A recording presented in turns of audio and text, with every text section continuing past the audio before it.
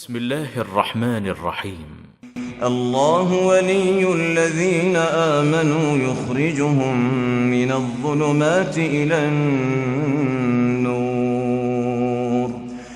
بسم الله الرحمن الرحیم نحمده ونصلی علی رسوله الکریم اما بعد. معزز ناظرین کرام، السلام علیکم ورحمۃ اللہ وبرکاتہ. آپ دیکھ رہے ہیں نور ٹی وی جدہ اور میں ہوں محمد عاقل. وائس میسج کے ذریعے سوالات پیش کیے جاتے ہیں ہمارے چینل پر. آپ بھی ہمیں اپنے سوال کو بھیجنا چاہتے ہو تو اس اسکرین پر دیے گئے نمبر کو نوٹ فرما لیجئے. ہم آپ کے سوال یا آپ کے مسئلے کا حل لے کر یوٹیوب پر حاضر ہو جائیں گے، اور بہت سے ایسے سوالات ہوتے ہیں جن کے جوابات ہم واٹس ایپ پر ہی علماء کرام کے جوابات ان کو دے دیتے ہیں، لیکن کچھ چنندہ سوالات ایسے ہوتے ہیں جن سے بڑے پیمانے پر اصلاح ممکن ہو رہی ہوتی ہے، تو انہیں ہم چن کر آپ کی خدمت میں پیش کرتے ہیں. آپ سے صرف اتنی درخواست ہے کہ ایک تو شارٹ آپ کا وائس میسیج ہو اور کلیئر ہو، ڈسٹربنس اس میں نہ ہو، تو ہم انشاءاللہ تعالی آپ کی آواز کو یہاں پیش کرنے کے بعد یوٹیوب پر جواب بھی دے دیں گے. آج کا سوال آپ کی خدمت میں. السلام علیکم، کیسے ہیں آپ؟ وعلیکم السلام ورحمۃ اللہ وبرکاتہ. آج میں نے آپ سے یہ پوچھنا ہے الحمدللہ کہ یہ جو نعت گوئی ہے، ہاں بہت لوگ نعتیں بھی پڑھتے ہیں، مطلب پاک و ہند میں تو بہت عروج پر ہے یہ فن، اور زور بڑھتا جا رہا ہے جی. اور اس مہینے میں تو بہت نعتیں پڑھی جاتی ہیں. ربیع الاول کے مہینے میں ہوتی ہیں ان کی ٹیون کے فلمی گانوں پر. اگر کوئی نعت ہمارے کان میں پڑھ بھی جائے تو ہمیں ایسے لگتا ہے جیسے کوئی فلمی گانا ہمارے ذہن میں دوڑنا شروع ہو جاتا ہے. صحیح بات ہے. اتنا غلط ہے نا یہ تاثر. تو میں آپ سے یہی پوچھنا چاہ رہی تھی کہ نعت گوئی کا جو ہے محدثین اور علماء کی نظر میں کیا رائے ہے ان کی؟ نعت گوئی صحیح ہے، کرنی چاہیے یا نہیں کرنی چاہیے، یا اس کا کوئی ہے مطلب ہے کہ کوئی شرعی حیثیت ہے اس کی؟ آپ ذرا مجھے بتائیے پلیز. جزاک اللہ خیر. وہ جزاک. دیکھیے، بہت اہم سوال ہے، اور ربیع الاول کے مہینے میں جیسے کہ محترمہ نے فرمایا کہ نعت گوئی اور ایسے اشعار یا میوزیکل جو پروگرام ہیں وہ شاہراہوں پر بھی آپ نے دیکھے ہوں گے، بلکہ اگر مجھے موقع ملے اور آپ اجازت دیں تو وہ رقص کی جو محفلیں ہیں جہاں پر طوائفوں کو نچوایا جاتا ہے 12 ربیع الاول کے مہینے میں ہی، جس کا اسلام سے قطعی کوئی تعلق نہیں ہے. البتہ آپ جو پوچھ رہی ہیں وہ ان اشعار کے بارے میں پوچھ رہی ہیں جن کو اسلام کا حصہ سمجھا جاتا ہے. نعت گوئی ہے کیا چیز؟ نعت گوئی اللہ کے رسول صلی اللہ علیہ وسلم کی تعریف کرنا، اللہ کے رسول صلی اللہ علیہ وسلم کی شان میں غلو نہ کرتے ہوئے شرک اور بدعات سے پاک کلمات کو موٹیویشنل طریقے سے پیش کرنا. اللہ کے رسول صلی اللہ علیہ وسلم کے عہد مبارک میں بھی ایسے صحابہ موجود تھے جو کہ غزوے کے لیے لوگوں کو تیار کرتے، اور دشمنوں کے حوصلے ان کی آوازوں کو سن کر، ان کی کلمات کو سن کر پست ہو جایا کرتے تھے، اور نبی کریم صلی اللہ علیہ وسلم کے صحابہ کو ایسے شعراء حوصلہ دیا کرتے تھے. لیکن ان شعراء کو یا ان نعت خوانوں کو جو کہ آج ہم اور آپ دیکھ رہے ہیں، اور 1400 صدی سے پہلے جو نبی کریم صلی اللہ علیہ وسلم کے عہد مبارک کے شعراء اور نعت خواں تھے بقول ان لوگوں کے، ان میں زمین آسمان کا فرق پایا جاتا ہے. وہ شرک سے پاک تھے، یہ شرک میں پورے کے پورے ڈوبے ہوئے ہیں. وہ بدعات سے دور تھے، ان کا کوئی بھی کام بدعت سے خالی نہیں ہے. وہ موسیقی کو جانتے نہیں تھے، یہ موسیقی کو انہوں نے ہر چیز میں موسیقی داخل کر دی ہے. وہاں عورتیں اسٹیج پر گایا نہیں کرتی تھی، یہاں آج ٹی وی کی نشریات میں اگر آپ دیکھیں گے، نہ جانے کن کن ناموں کو آج ہمارے بچے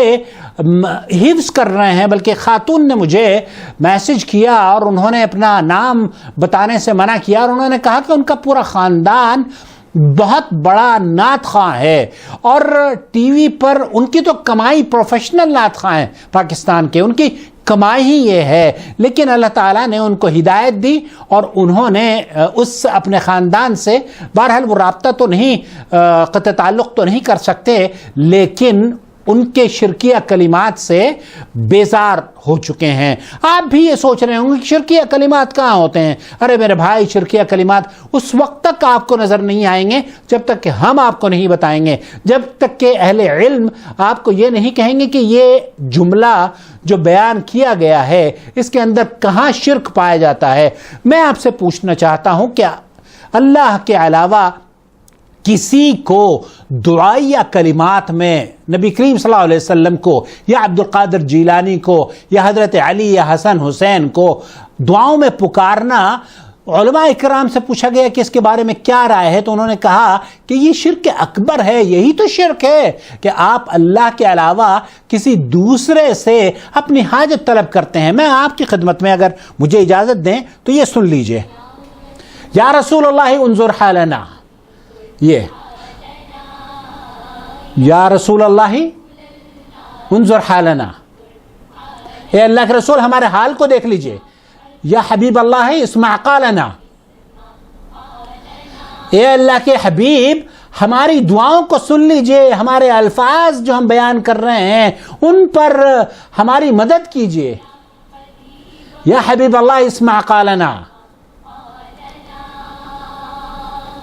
اننی فی بحر غم مغرق،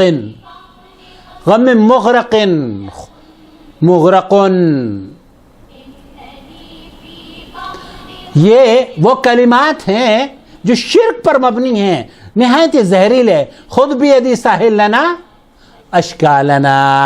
ہمارے ہاتھوں کو پکڑ کے ہماری کشتی ڈوب رہی ہے، ہمیں اچک لیجئے، ہماری مدد کیجئے، ہماری پریشانیوں کو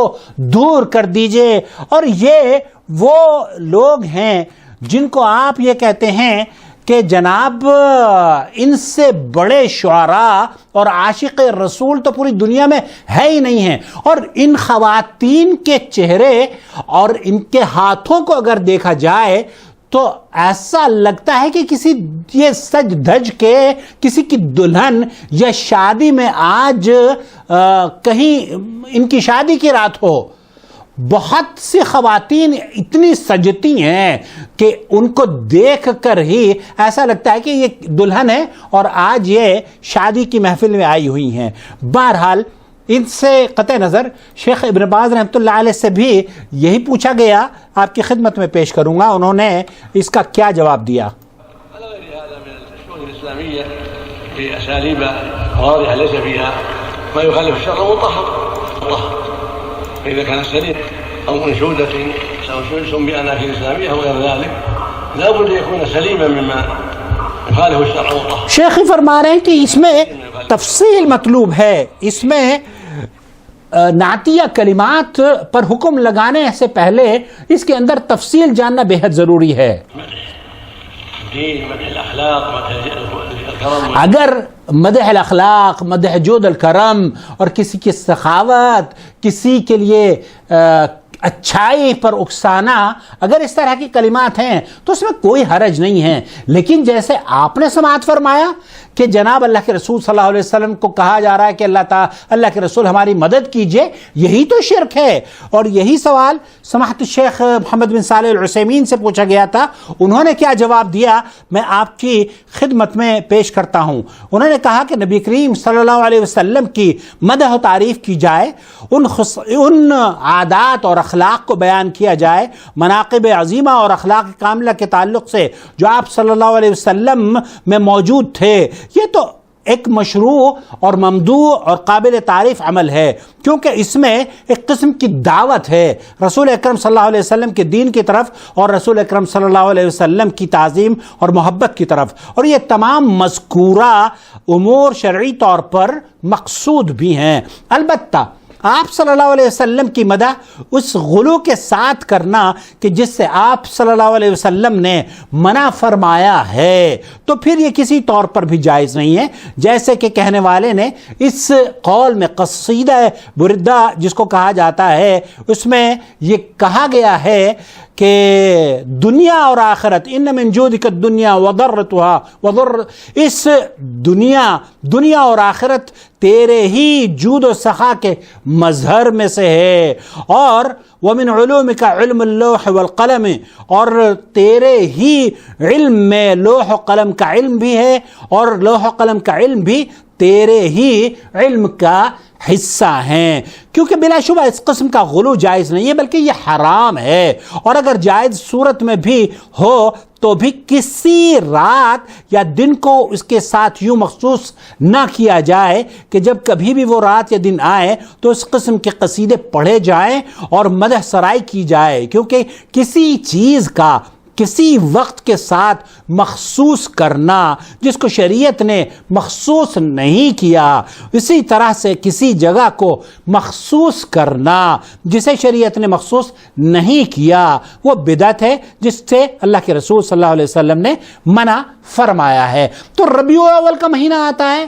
اور یہ محفلیں سجنی شروع ہو جاتی ہیں۔ یہ خاص جو محفلیں سجتی ہیں، اگر ان سے کوئی پوچھے کیا نبی کریم صلی اللہ علیہ وسلم کا اس میں حکم ہے تو کہیں گے نہیں، تو پھر آپ کو کس نے اجازت دے دی؟ پہلی بات تو یہ کہ یہ شرکیہ کلمات ہیں، اور جو یہ عقیدہ رکھتا ہے وہ شرکیہ کلمات یا شرکیہ جرم کا ارتکاب کر رہا ہے، نمبر ایک۔ نمبر دو، اگر یہ شرک سے بھی پاک ہیں، شیخ محمد بن صالح العثیمین نے فرمایا، تب بھی اگر خاص دن اور خاص مہینے کی خاص تاریخ، خاص رات کو، خاص وقت کو، اور ایسے کھڑے ہو کر کرتے ہیں جیسے کہ جناب نماز پڑھ رہے ہوں، جھک جھک کر، سجدہ کر کے، آنکھوں کو بچھا بچھا کر اور مسکرا کر دوسرے مطلب کیا کہا جائے ان عورتوں کے بارے میں، یہ تو بالکل دعوت دیتی ہوئی نظر آتی ہیں، تو یہ تو شرک اور اس سے اس قدر فتنے کی دعوت ہے کہ اللہ تعالیٰ ہمیں اور آپ کو اور ہمارے اہل و عیال کو اور آنے والی نسلوں کو اس سے محفوظ فرما لے۔ نعت خواں ہونا یا نعت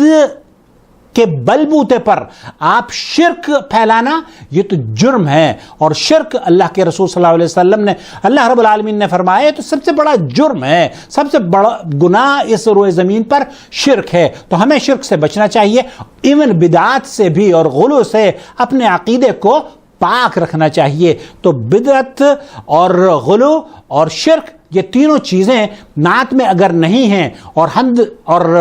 اچھے خوبصورت کلمات ہیں وہ تو کہنے میں کوئی حرج نہیں ہے، لیکن وہ بھی رمضان یا خاص طور پر ربیع الاول میں یا عید کے دن کا تعین کر لینا، اس طرح کے جو تعین کیا جاتا ہے اس کے لیے دلیل مطلوب ہے اور اس سے بھی بچنا چاہیے۔ کبھی بھی آپ اگر موقع ملے تو نعت خوانی کرنے میں یا نعت پڑھنے میں اس میں کوئی قباحت نہیں ہے، لیکن وہ شرک سے پاک ہو اور بدعتوں سے کلمات اس کے آلودہ نہ ہوں۔ والسلام علیکم ورحمۃ اللہ وبرکاتہ۔ اگر آپ یہ چاہتے ہیں کہ اس طرح کے پیغامات عام ہوں تو براہ کرم اس چینل کو جوائن ممبرشپ کے ذریعے سپورٹ کیجئے تاکہ ہم دوسروں تک اپنی اس دعوت کو پیش کر سکیں۔ شکریہ۔